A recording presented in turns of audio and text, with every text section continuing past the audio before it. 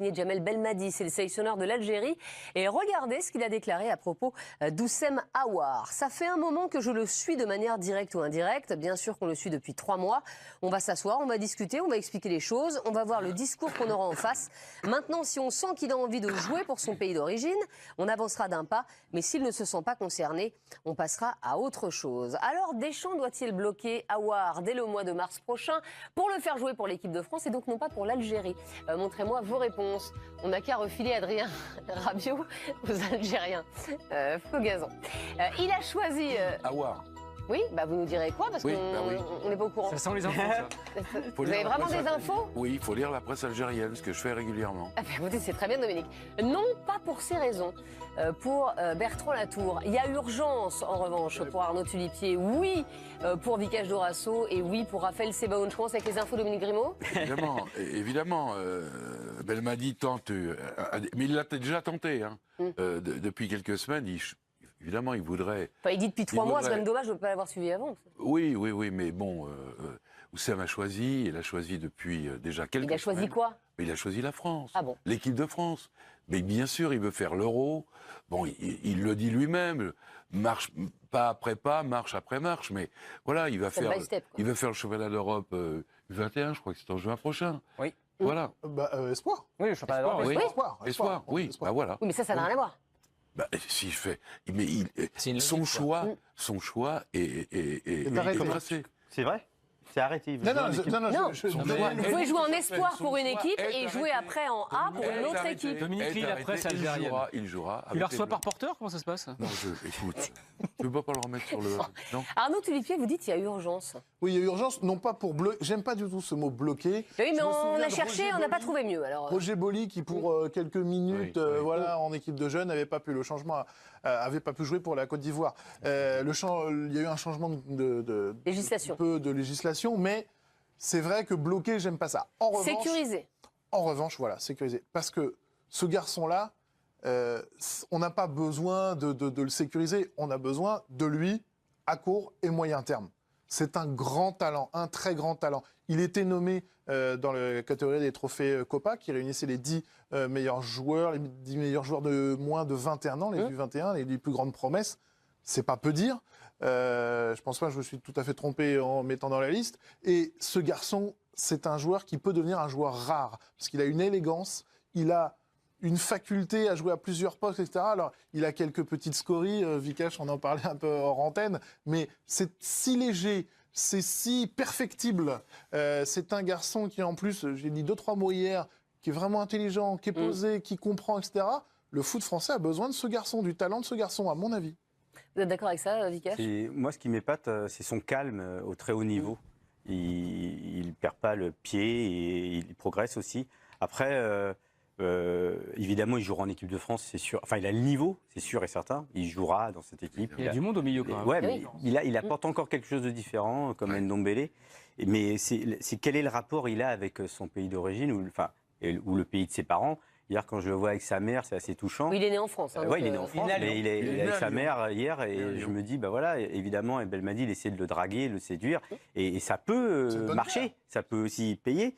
Voilà, il faut aussi le draguer du côté de la France, pas forcément le bloquer, mais lui montrer qu'on le désire, voilà, que même si donc il faut l'appeler en mars, de toutes les manières. Et parce que à terme, il jouera, mais lui, il a envie de jouer maintenant, très vite, et je pense que ça vaut le coup de pas le bloquer, mais de lui faire comprendre. J'ai entendu le mot concurrence autour du plateau, et c'est vrai qu'on a dressé la liste. Alors on a mis beaucoup de monde dans cette liste parce que c'est vrai qu'on a beaucoup de joueurs de qualité au milieu de terrain en équipe de France, des joueurs appelés ou pas encore appelés. N'Golo Kanté, Paul Pogba, Blaise Matuidi, Steven Nzonzi, Tanguy Ndombele. Il y a eu le retour de Moussa Sissoko lors du dernier stage. Il ne faut pas enterrer Corentin Tolisso qui est blessé. Non, et puis Adrien Rabiot qui n'est plus dans le coup. Et puis Jordan Verretou et Abdoulaye Doucouré qui reçoivent énormément de préconvocations ces derniers mois. Il y a vraiment un réservoir, il y a beaucoup de concurrence au milieu de terrain du côté de l'équipe de France. Aucun n'a son âge et son talent. Et en tout cas, voilà ces déclarations de Djamel Belmadi, le sélectionneur algérien. Eh bien, on fait réagir le président lyonnais, Jean-Michel Aulas. J'ai vu hier un Oussem Aouar rayonnant avec sa maman donner une très belle image et de la France et de leur position, de leur situation. Donc voilà, bon, après, c'est un choix personnel. Bon, il y a vu par le passé Nabil, où la question s'était posée aussi. J'en profite pour dire que je suis jamais intervenu parce que j'ai mes propres convictions sur le sujet. Et pour moi, l'essentiel, c'est que Oussem, sa maman, sa famille soient heureux et puissent exprimer, pour ce qui concerne Oussem, son immense talent. Donc voilà, bon, maintenant, si Didier Deschamps veut le bloquer, effectivement, je pense qu'il peut faire un certain nombre de choses. Mais ceci étant, pour avoir de bonnes relations aussi avec la fédération algérienne, voilà, c'est comme les clubs qui veulent s'attacher les talents des très grands joueurs. C'est celui qui va le plus vite, qui est le plus efficace et qui a le meilleur contenu ou la meilleure expression du contenu qui réalise l'opération. En tout cas, je suis heureux pour Oussem, parce que c'est un pur talent qui vient de l'académie.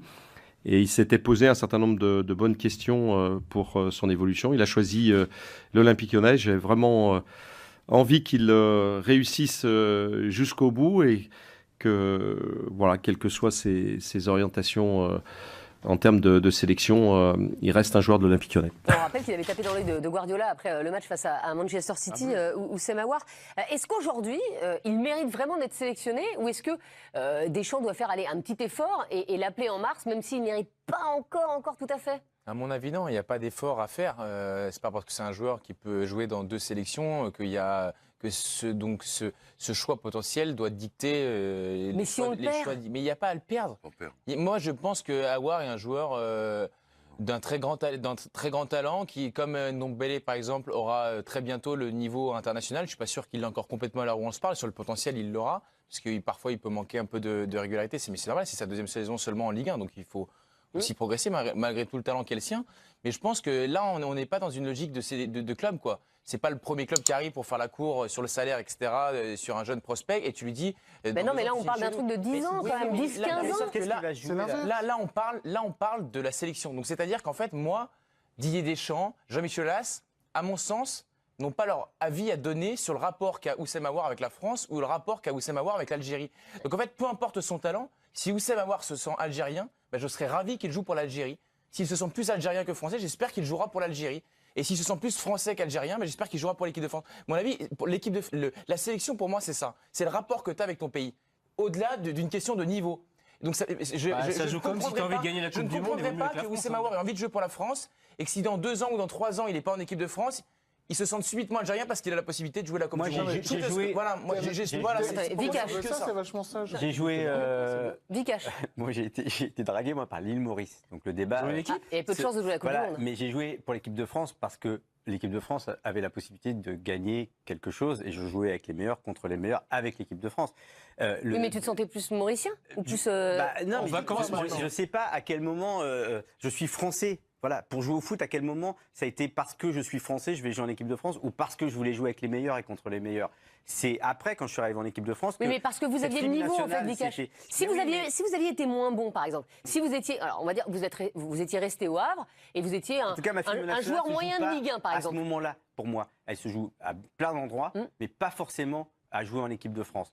Donc, si lui, il a peut-être la possibilité d'aller jouer avec l'Algérie parce qu'il a la fibre algérienne, peut-être que nous, on peut lui faire comprendre, tiens, tu peux avoir la fibre française, on peut peut-être aller le chercher pour lui faire changer d'avis, le faire évoluer dans son... Parce que là, ça semble très fort, le rapport qu'il a à sa mère, le rapport que sa mère peut-être a à son pays, etc.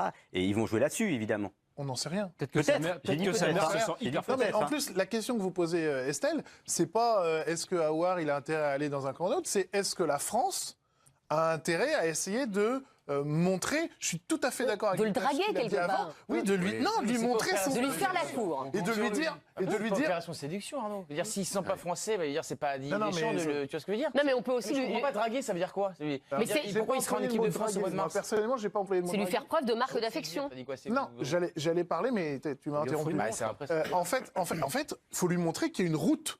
Qu'il y a un chemin avec l'équipe de France. C'est pas une histoire de draguer ou pas draguer, c'est de dire, écoute, nous, on compte vraiment sur toi. Voilà. Nous, tu as un avenir avec l'équipe de France. Après, tu fais ton choix en ton âme et conscience. Et c'est là où je te rejoins totalement. Comme quoi, tout arrive, tu vois. Cette histoire d'attachement, on peut rien y faire. Je me souviens, Alors, il a disparu des radars parce qu'il a pris il a fait des choix complètement idiots. Mais Boufal, Sofiane Boufal, qui à un moment était vraiment un très très très bon joueur du championnat de France, il a choisi d'aller au Maroc, avec le Maroc, parce que il avait un rapport avec sa maman qui était hyper fort et c'était son pays. C'est tout à fait respectable et bravo à lui. Maintenant, le choix, et la question c'est celle-là, le choix de la France, c'est de dire, écoute, nous bonhomme, on compte sur toi. Ah oui. Vraiment, on compte sur toi. Tu fais ton choix après en âme et conscience. Mais nous, on compte sur toi. Tu as un vrai avenir là. Parce que regarde, Oui, ça. tu mets quelque chose en balance. Et puis voilà. Enfin, Non, mais après, c'est les envie de jouer promesses pour n'engagent l'Algérie. que ceux qui y croient. Parce que c'est pas pour gagner avec l'Algérie, c'est évidemment son rapport à son pays. L'Algérie avait fait un très beau parcours à la Coupe du Monde 2014, par exemple. Oui, mais ils ne peuvent pas gagner la Coupe du Monde. Alors après, tu peux mettre en face quelque chose. Gagner la Coupe du Monde face à ta fibre. Et puis peut-être qu'il est sûr d'être numéro 1 dans l'équipe d'Algérie, mais pas sûr d'être numéro 1 en équipe de France. Donc ça joue aussi. Parce qu'à un moment, vous n'allez pas me dire quand même qu'il n'y a que l'amour du pays qui compte. Il y a aussi le fait de est-ce que je vais jouer, est-ce que je vais pas jouer. Comment ? Moi, ça me Et qu'on le regrette ou pas, c'est une chose, Oui, Bertrand, mais vous pouvez pas me dire qu'il n'y a que ça. Oui, moi, je trouve que c'est dérangeant pour le coup. Et d'ailleurs, parfois, les joueurs qui ont grandi en France et qui vont en sélection, et souvent ce sont des sélections africaines sur le tard, ne sont pas toujours très bien accueillis dans ces pays-là. Parce que quand vous avez attendu jusqu'à 26 ans à une sélection d'équipe de France et vous dites, bon, bah, j'y serai pas, bah, du coup, finalement, tiens, je trouve que c'est quelque chose de gênant. Le rapport au drapeau, c'est pas alors, il y a un sélectionneur français qui va justement prendre une équipe africaine, par exemple, une équipe étrangère, ça vous gêne pas, ça? Et qui change un. Mais ça, pour le coup, ça n'a rien à voir. Parce que Mais ça se mesure. Vous pouvez choisir. Mais non, mais tu peux être un sélectionneur étranger, Deschamps, s'il veut, il peut entraîner le Brésil, l'Allemagne, échanger, etc. Mais moi, le rapport que j'ai à mon pays, il se mesure pas à jouer en équipe de France ou pas. Bah, pour un joueur de foot, c'est moi, j'aime la France et c'était pas lié à jouer en équipe de France. Mais t'as le droit d'avoir ton avis. Oui, je sais, mais en tout cas, c'est important que je le dise, parce qu'il y a plein d'autres Français qui ont un rapport à la France qui n'est pas lié à jouer en équipe de France. Mais non, mais si t'es un joueur français et que t'aimes la France et que tu refuses l'équipe de France, si t'es un joueur français et que tu peux être en équipe de France, tu y vas, non? C'est louable ce que tu dis, mais c'est un peu irréaliste. Tu sais très bien qu'il y a beaucoup de joueurs qui, et c'est leur droit après tout, bien sûr, ils disent bah, moi je veux gagner une grande compétition, donc je vais pas aller avec mon pays là, je vais plutôt aller avec un de mes deux pays. Il y a des joueurs qui ont joué pour des pays dans lesquels ils n'ont jamais été quand même. Enfin, ça existe, Bertrand Latour, excusez-moi. On est bien d'accord, c'est qui j'ai le droit de regretter ça. Moi, je préfère le choix de Nicolas Pepe qui a 22 ans et qui joue avec la Côte d'Ivoire parce qu'ils sont ivoiriens. Parce que Pepe, s'il est français, il peut tout à fait prétendre au moins à l'équipe de France. Il sera dans un très grand club dans 6 mois. Mais ils sont ivoiriens, joue avec la Côte d'Ivoire. Mais là, il va jouer tout de suite en Côte d'Ivoire alors qu'il aurait dû attendre pour l'équipe de France. Mais non, mais s'ils sont ivoiriens. Non, mais bien sûr, mais évidemment, vous avez raison. Et après, il y a beaucoup de choses qui rentrent en compte. Quand c'est limpide, je préfère. Ok, Bertrand Latour. Quand c'est après un bras de fer. On va terminer cette émission avec Candice Rolland.